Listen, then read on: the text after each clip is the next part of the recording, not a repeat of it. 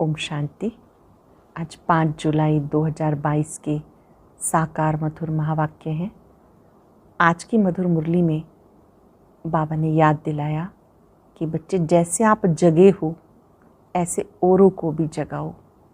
अज्ञान नींद में सो नहीं जाना, बार बार बाबा को भूल नहीं जाना।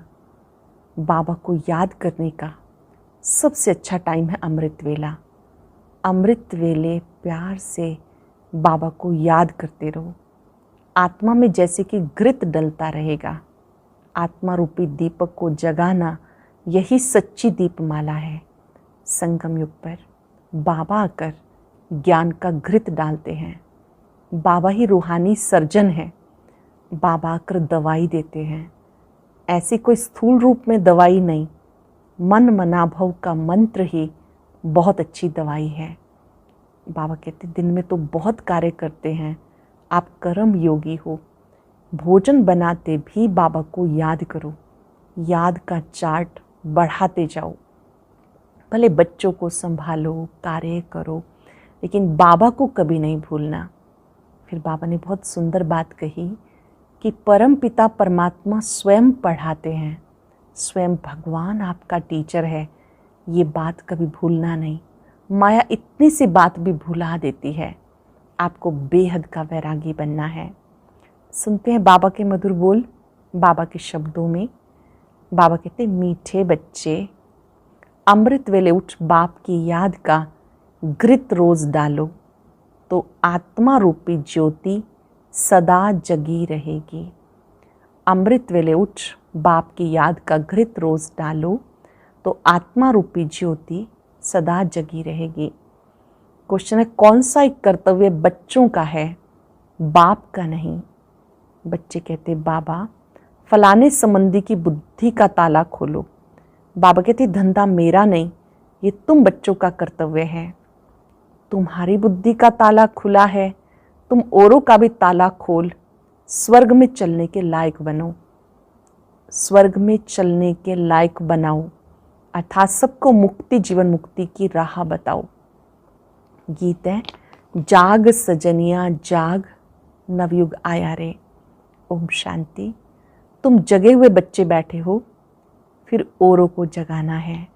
अज्ञान नींद से जगाना है।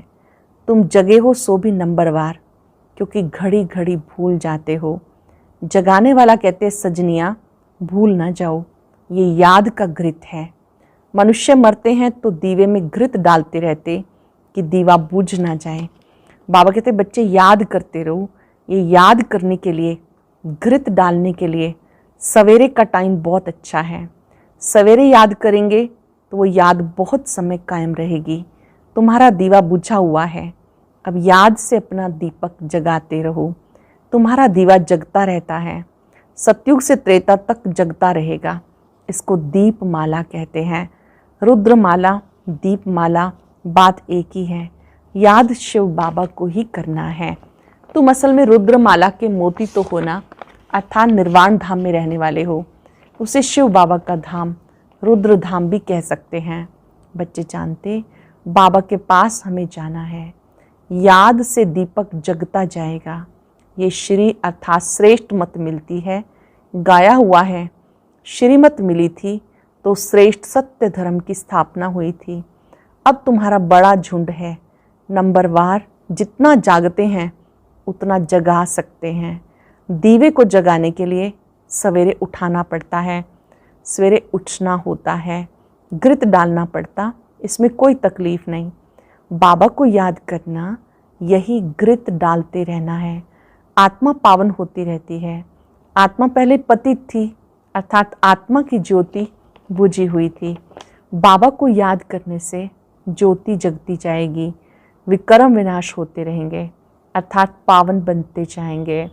अभी आत्मा पर अज्ञान का परछाया पड़ा हुआ है। बाप ही सबसे बड़ा सर्जन भी है। कोई स्थूल दवाई आदि डालने के लिए नहीं देते, सिर्फ कहते हैं माँ में कम याद करो।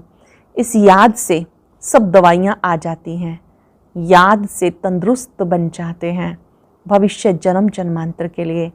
वो योग बहुत किस्म किस्म के सिखाते, उसमें बहुत पहलवान भी बनते। मेहनत करते हैं, अब तुम महावीर बनते हो। पवित्रता को ही महावीरता कहते हैं। इससे आयु बहुत बड़ी हो जाती, बाप की याद से ताकत मिलती जाती। बाबा समझाते तुम्हें पवित्र दुनिया का मालिक बनना है तो ये अंतिम जन्म पवित्र बनो। सन्यासी भी 5 विकारों का सन्यास करते हैं, परंतु वो दूर जंगल में चले जाते। यहाँ तुम्हें गृहस्थ व्यवहार में रहते 5 विकारों का सन्यास करना है। जानते हो इस सन्यास से प्राप्ति बहुत भारी है। उनको कुछ भी पता नहीं कि हमें मुक्ति मिलेगी व क्या होगा। पुनर्जन्म में उनको आना ही है, हमको इस मृत्यु लोक में आना ही नहीं है। तुमको जाना है अमरपुरी में। फर्क हो गया ना। बोले सन्यासी लोग कितने हठ योग करें फिर भी उनको मृत्यु लोक में रहना ही है। तुम बच्चों को इस मृत्यु लोक से जाना है अमर लोक में, इसलिए मेहनत करनी पड़ती, जिस मेहनत से वो डरते हैं। समझते हैं गृहस्थ व्यवहार में रह हम योगी नहीं बन सकते। उनको कुछ पता नहीं सन्यास से क्या मिलेगा, कोई एम ऑब्जेक्ट ही नहीं। तुम्हारे पास एम ऑब्जेक्ट है। वो थोड़ा ही कहेंगे हम नई दुनिया में जाएंगे, वे तो मुक्ति धाम में जाएंगे, परंतु उनको पता ही नहीं तुम राजाई में उच्च पद पाने के लिए पुरुषार्थ करते हो। इसमें पुरुषार्थ पूरा करना है, आशीर्वाद व कृपा की बात नहीं। अटेंशन देंगे, पुरुषार्थ पूरा करना है, आशीर्वाद व कृपा की बात नहीं। ऐसे नहीं कि हमारे पति की बुद्धि का ताला खुले, आशीर्वाद करो। क्या हम सबका ताला खोल देंगे? तुम बच्चों की बुद्धि का ताला खुल जाता, फिर भी मेहनत तुम्हें करनी है। बाबा किसका ताला खोलते नहीं। ड्रामानुसार जिन बच्चों को शूद्र से ब्राह्मण बनना है उनको आना ही है। जिनका कल्प पहले ताला खुला होगा उनका ही खुलेगा।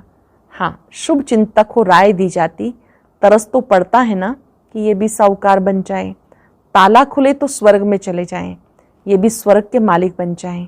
ये तुम्हारा धंधा है। उनका है हद का सन्यास, तुम्हारा है बेहद का सन्यास।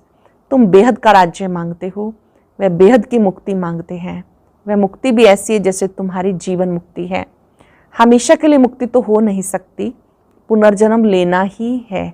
बच्चे जानते पहले जब वहाँ से आते तो पुनर्जन्म फिर भी अच्छा सतो प्रधान मिलता, फिर रजो तमो में आ जाते।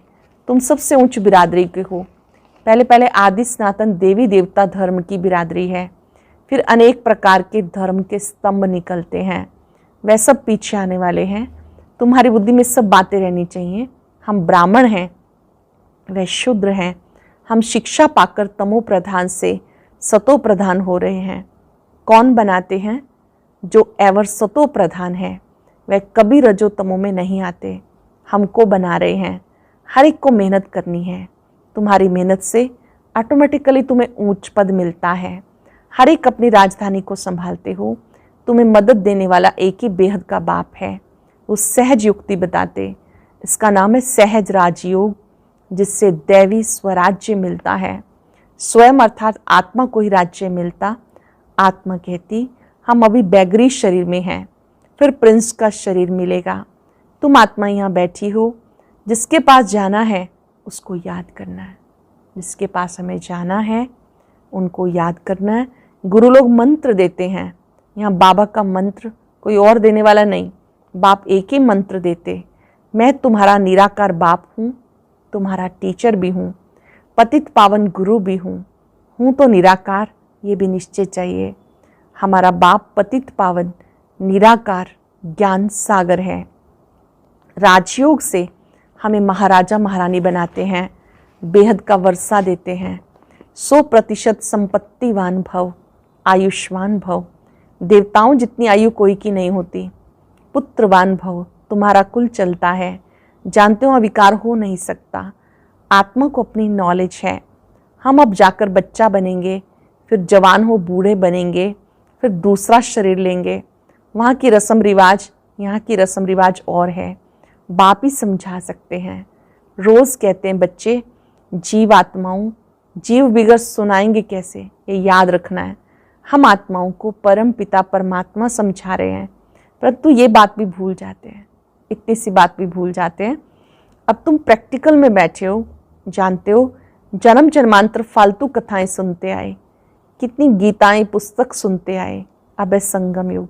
संगम युग का अर्थ है पुरानी दुनिया का विनाश, नई दुनिया की स्थापना।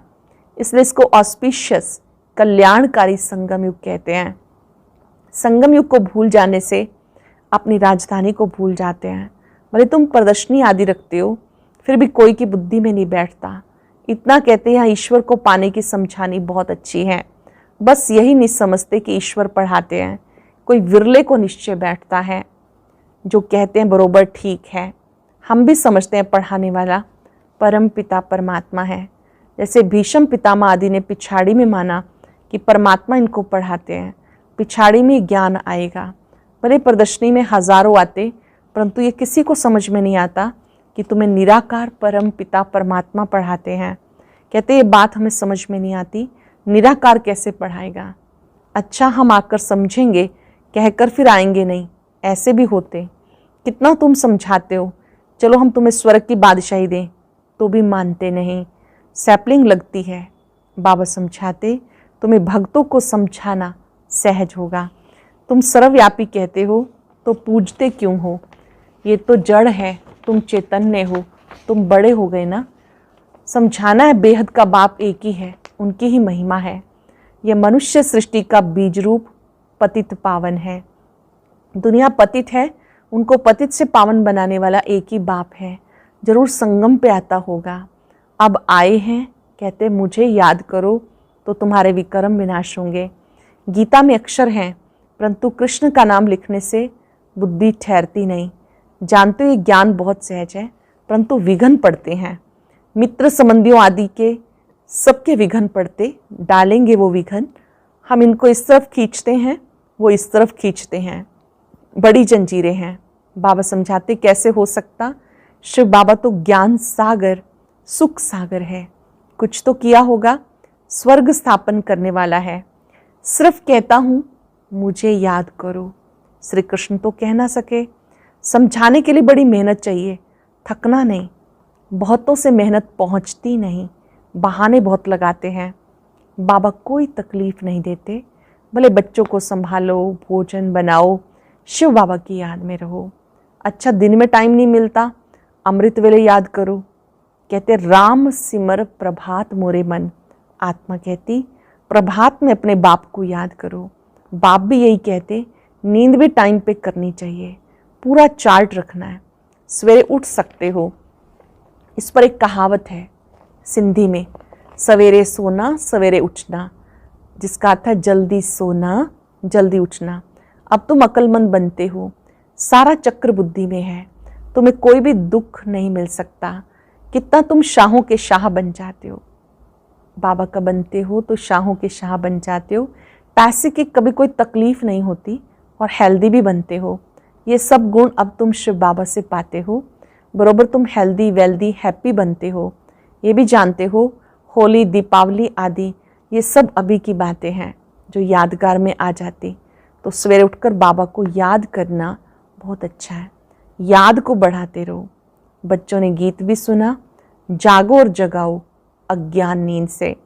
ग्रस्त व्यवहार में रहते किसको बाप का परिचय दो, वो फिर लिखें बाबा फलाने द्वारा हम आपको जान गए। अभी तो हम आपके ही होकर रहेंगे, आपसे वर्षा जरूर लेंगे, आपके ही थे। ऐसी चिट्ठी आए तब सर्विस का सबूत मिले। पत्र देख बाबा खुश होंगे। बाकी सिर्फ क्लास से ही होके आना ये तो पुरानी चाल हो गई। जैसे और सत्संगों में नियम हो जाते हैं, सत्संगों में जाते हैं नियम से जाते हैं, तुम्हें तो एक एक को अच्छी रीति समझाना है। ये बहुत ऊंची पढ़ाई है। ये ज्ञान सागर से कितनी अच्छी नॉलेज मिलती है। मेहनत चाहिए समझाने की। अच्छा मीठे मीठे सिक्किलदे बच्चों प्रति माता पिता बाप दादा का याद प्यार गुड मॉर्निंग। रूहानी बाप की रूहानी बच्चों को नमस्ते। रूहानी बच्चों की रूहानी बाप दादा को नमस्ते, गुड मॉर्निंग। शुक्रिया बाबा, शुक्रिया। धारणा के लिए सार। पहले पॉइंट है याद का अभ्यास बढ़ाना है। इस यात्रा में कभी थकना व बहाना नहीं देना। याद का पूरा पूरा चार्ट रखना है। भोजन भी शिव बाबा की याद में बनाना व खाना है। बुद्धि से बेहद का संन्यास करना है। इस छीछी दुनिया को बुद्धि से त्याग देना।